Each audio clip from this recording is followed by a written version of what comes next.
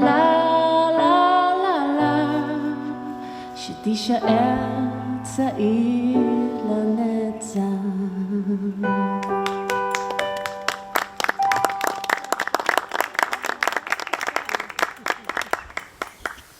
Thank you very much, Vered. So let us start with the ceremony. Dear Mindy Weisel, distinguished family, Sheldon, Ariane, Jessica, and Bill, distinguished friends and guests, a warm welcome to all of you on this special occasion here in the garden of the residence of the German ambassadors to Israel. We have gathered here today in honor of you, dear Mindy. On behalf of the Federal President Steinmeier, it's a great honor and pleasure to award you today the Cross of the Order of Merit of the Federal Republic of Germany. This Order of Merit is the highest tribute the Federal Republic of Germany can pay to individuals to express, above all, gratitude and recognition, and to draw public attention to their achievements who are of outstanding particular high value for the German society. We want to show you our gratitude for your tireless commitment to strengthen the work of commemoration of the Holocaust and at the same time strengthen the path of reconciliation between our countries and peoples. We want to show our gratitude for your contribution to fostering German-Israeli and German-Jewish relations and the mutual understanding between our peoples. With your art, you are helping us to commemorate the past and to look into the future. For your recently published book, you have chosen the title After, offering us the hope that an after was possible after the Shoah and showing us a door to reconciliation. I would like to thank you from the bottom of my heart for accepting this decoration as a token of appreciation for your important artistic work, which is the result of your lifelong dedication to coming to terms with a very painful past, the experiences of your parents and your family during the Shoah. Dear Mindy, I have come to meet you with the help of two close friends of yours who are very esteemed colleagues of mine, Andreas and Ulrich, but I personally haven't known you for so much time. So I apologize, but please allow me to mention just some facts of your impressive life. Your life began at a place that used to be, until little time earlier, a place of mass murder, a place of death. Your life began in the former concentration camp Bergen-Belsen, which after the liberation by the British Army in 1945 had become a camp for displaced persons. Your parents, Lili and Amram, were originally from Romania and Hungary. They had only barely survived the horrors of the Holocaust. They had lived through the horrors of Auschwitz. They had survived Auschwitz. Many members of your family had perished. You were born at a moment in time when only gradually the monstrosity, the unbelievable dimension of the catastrophe of the Shoah had become clear. You were born in a sea of shock and suffering, and you became the light of hope and future to your parents. When you were only a tiny little kid, the three of you emigrated to New York and later moved on to California. And today, Jerusalem and Washington sort of share your life. Like the children of other survivors, you had to grow up with the tragedy and traumata of your parents, with their great emotional pain and suffering. But despite having survived such horrific crimes of Nazi Germany against the Jewish people, your mom and your dad succeeded in building a new life and a new family with you and your siblings. For your work of art, you made a tough decision. You choose to deal with the Shoah traumata of your parents and the experience of your family. Your art is a response to the dark past, but you commit yourself to show light, colors, and love. You said, and I quote you, "When I speak publicly, I speak about the survival of beauty, the importance of beauty on our lives." You believe in beauty as the genuine, this is I read in your book, antidote to human pain and suffering. With this belief, you are giving one possible answer to Theodor Adorno's famous remark, to write poetry after Auschwitz is barbaric. Adorno alluded not only to poetry, but to all modes of cultural production. He asked the painful question of whether the language of art might ever be able to communicating large-scale suffering and catastrophe inflicted by humans upon humans.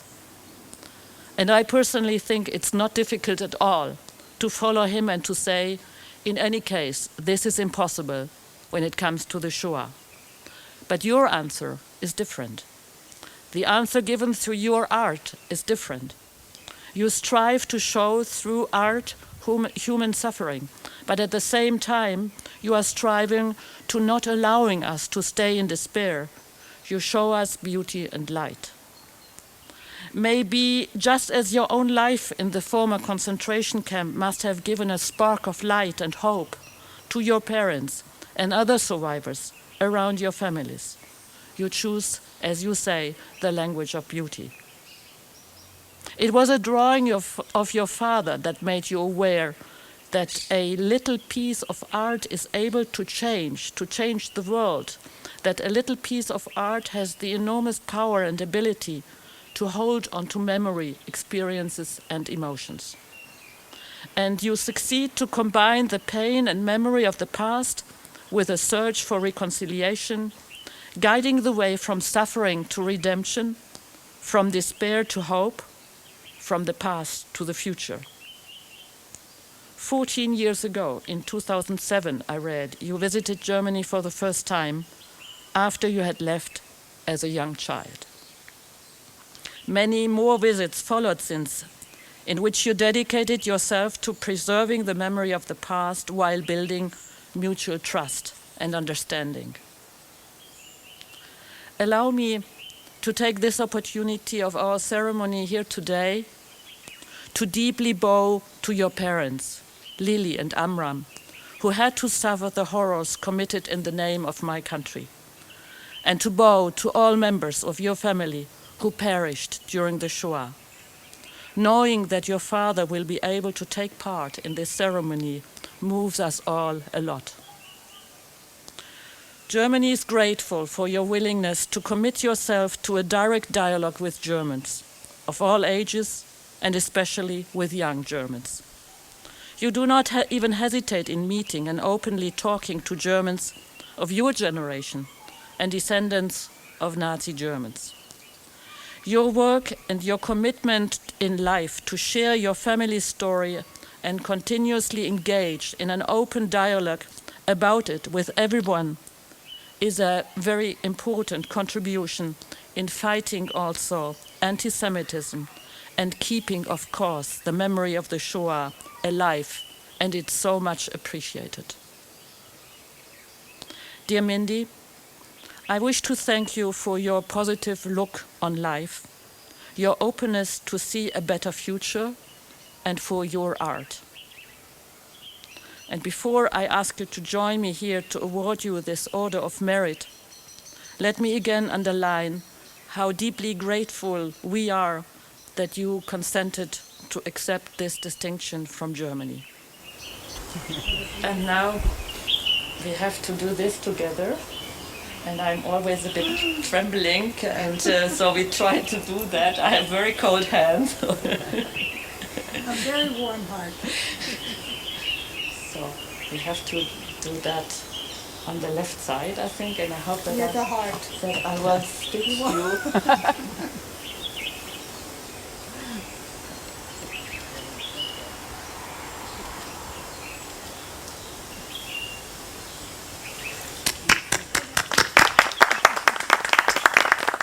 don't know if I can congratulate you, but I can applaud you. Thank you. Thank you, Ambassador. Thank you so much. First of all, to look around the room and see the people I love most. Ambassador, my dear Ambassador Wassermreiner, we do share wonderful friends, and fortunate for me, since I made Aliyah, everybody who comes from Germany calls me. So I'm just thrilled. We had actually a lovely private lunch together, and I got to know the ambassador, and I do feel that you are my new, very warm-hearted, comfortable, loving friend, and to be given this award in Israel,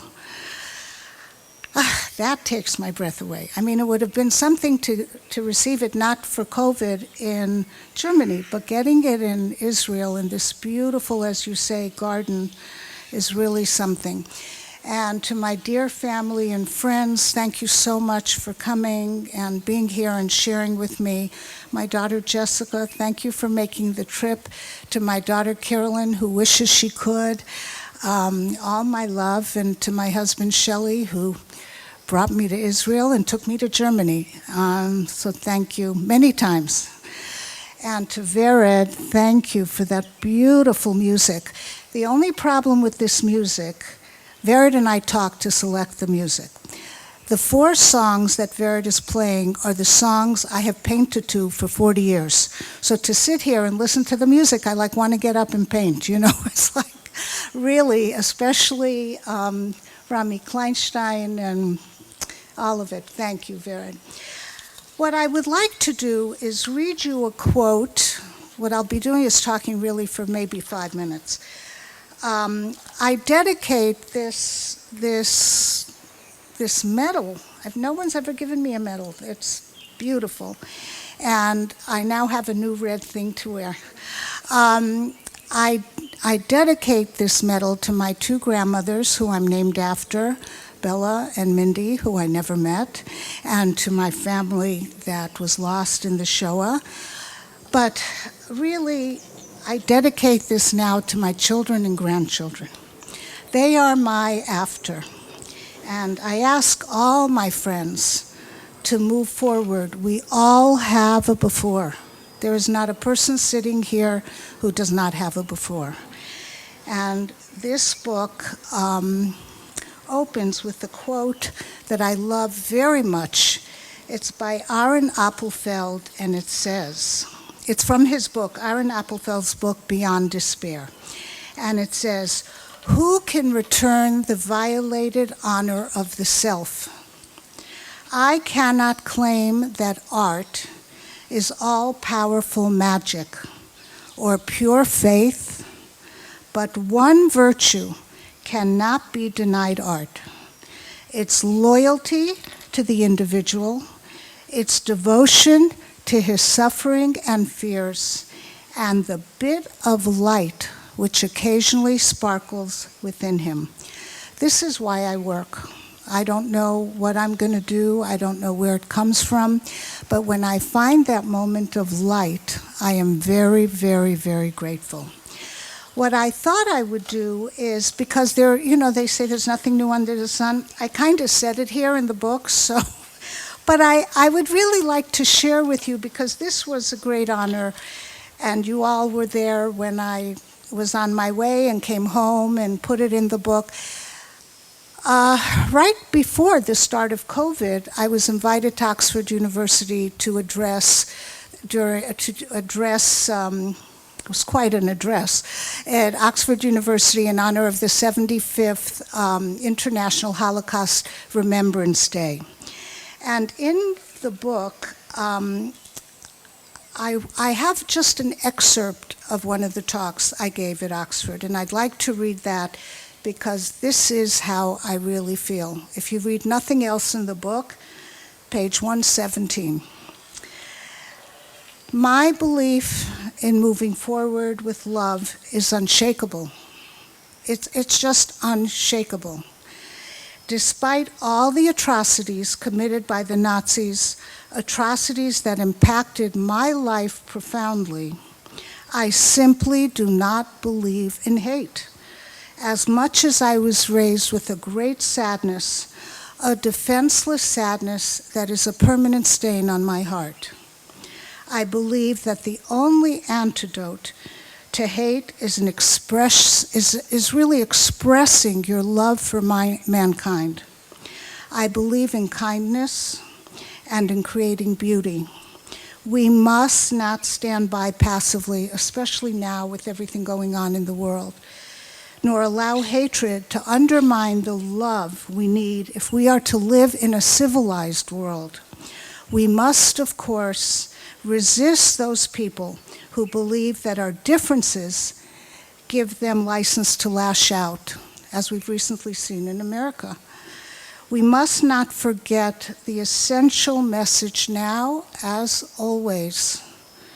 Only love and a passionate move towards action for the good can enrich our world. And I pray that everybody here and everybody I love, and Klal Yisrael and our friends in Germany, that we continue. The Chancellor was just here. Jessica and I heard planes roaring over our heads, and it was German and Israeli Air Force in unity flying over Jerusalem. We're living in quite a historic time, and I personally am very grateful to be alive and well during it. And I thank the ambassador and the President of the German Federal Republic, Frank-Walter Steinmeier, for honoring me with this award. It will definitely get framed, and it'll be my only presidential award. I thank you so much, unless I live to be 100, who knows? Okay, thank you.